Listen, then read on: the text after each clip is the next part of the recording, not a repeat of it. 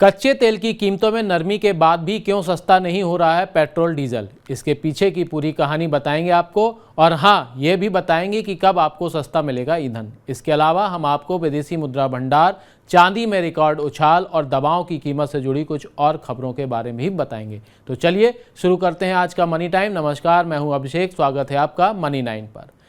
कच्चे तेल की वैश्विक कीमतों में नरमी आने के बाद भी पेट्रोल डीजल सस्ता होने का इंतजार खत्म नहीं हो रहा है। पेट्रोलियम मंत्रालय का कहना है कि सरकारी तेल कंपनियों को पिछले साल कच्चे तेल के रिकॉर्ड $139 प्रति बैरल पर पहुंचने से भारी नुकसान हुआ है, क्योंकि कंपनियों ने उस समय पेट्रोल डीजल की कीमतों में बढ़ोतरी नहीं की थी। अब जब कच्चा तेल $75 से $76 प्रति बैरल पर है, तो कंपनियां अपने घाटे की भरपाई कर रही हैं। ये घाटा करीब करीब पूरा हो गया है, लेकिन कंपनियां अभी कच्चे तेल की कीमतों पर अगली तिमाही तक नज़र रखेंगी। इसके बाद वह पेट्रोल डीजल की खुदरा कीमतों में कटौती करने का कोई फैसला लेंगी। मतलब पेट्रोल डीजल के दाम में जो कटौती है वो अक्टूबर या इसके बाद ही होगी। भारत के विदेशी मुद्रा भंडार में पिछले 2 हफ्ते से आ रही गिरावट थम गई है। 2 जून को समाप्त हुए सप्ताह के दौरान देश का विदेशी मुद्रा भंडार $5.9 अरब की तेज उछाल के साथ $595 अरब के स्तर पर पहुंच गया। पिछले 2 हफ्तों के दौरान मुद्रा भंडार $4 अरब से ज़्यादा घटकर $589 अरब पर आ गया था। घटते मुद्रा भंडार से सरकार और आरबीआई दोनों की चिंता बढ़ गई थी। कमज़ोर होते रुपए को गिरने से थामने के लिए आरबीआई को डॉलर की बिक्री करनी पड़ी, जिस वजह से मुद्रा भंडार में यह कमी आई थी। लेकिन अब रुपए में लौट रही मजबूती से राहत मिलने की उम्मीद की जा सकती है। राष्ट्रीय दवा मूल्य निर्धारण प्राधिकरण यानी एनपीपीए ने डायबिटीज़, हाई ब्लड प्रेशर के उपचार में इस्तेमाल होने वाली दवाओं समेत 23 दवाओं के खुदरा मूल्य तय कर दिए हैं। एनपीपीए ने 113वीं बैठक में लिए गए फैसलों के आधार पर दवा मूल्य नियंत्रण आदेश 2013 के तहत खुदरा कीमतें तय की हैं। एनपीपीए ने डायबिटीज़ की दवा ग्लिक्लाजाइड ER और मेटफॉर्मिन हाइड्रोक्लोराइड की एक गोली की कीमत ₹10.03 तय की है। इसके अलावा भी और दवाओं की कीमत तय की गई है। दर्द निवारक दवा ट्रिप्सिन, ब्रोमोलेंट, रिटोसाइड ट्राईहाइड्रेट और डाइक्लोफेनाक सोडियम की एक गोली की खुदरा कीमत ₹20.51 तय की गई है। सोने से ज़्यादा चांदी के दाम में उछाल आ रहा है। मजबूत वैश्विक रुख के बीच दिल्ली सराफा बाजार में सोना ₹440 प्रति 10 ग्राम, जबकि चांदी ₹1050 प्रति किलोग्राम महंगी हुई है। सोने का ताज़ा भाव ₹60,820 प्रति 10 ग्राम हो गया है, जबकि चांदी इस तेजी के बाद ₹74,350 प्रति किलोग्राम पर पहुंच गई है। सप्लाई के मुकाबले मांग ज़्यादा रहने की वजह से चांदी के दाम बढ़ रहे हैं। अमेरिका में साप्ताहिक बेरोजगारी भत्ता के दावों में बढ़ोतरी होने से मंदी की आशंका गहरा गई है। इस वजह से भी सोने और चांदी की कीमतों में तेजी बनी हुई है।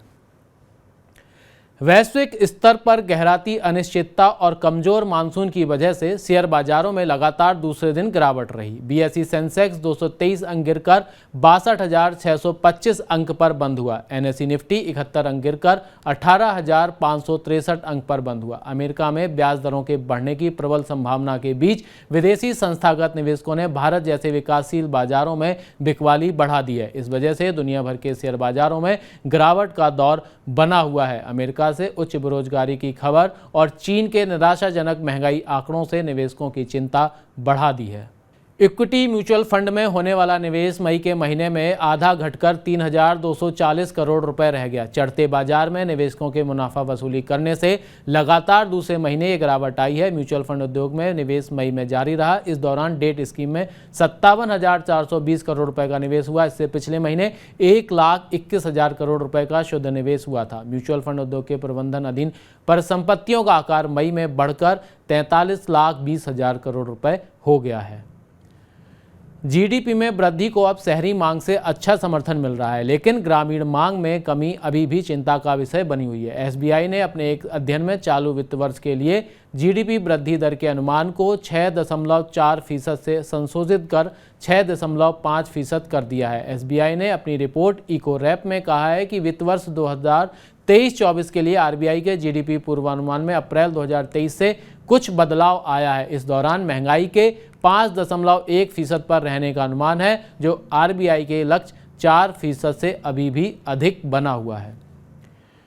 उत्तर प्रदेश सरकार ने वाहन मालिकों को बड़ी राहत दी है। सरकार ने 2017 से 2021 के बीच लंबे सभी ट्रैफिक चालान को निरस्त करने की घोषणा की है। इससे प्रदेश के लाखों वाहन मालिकों को राहत मिलेगी।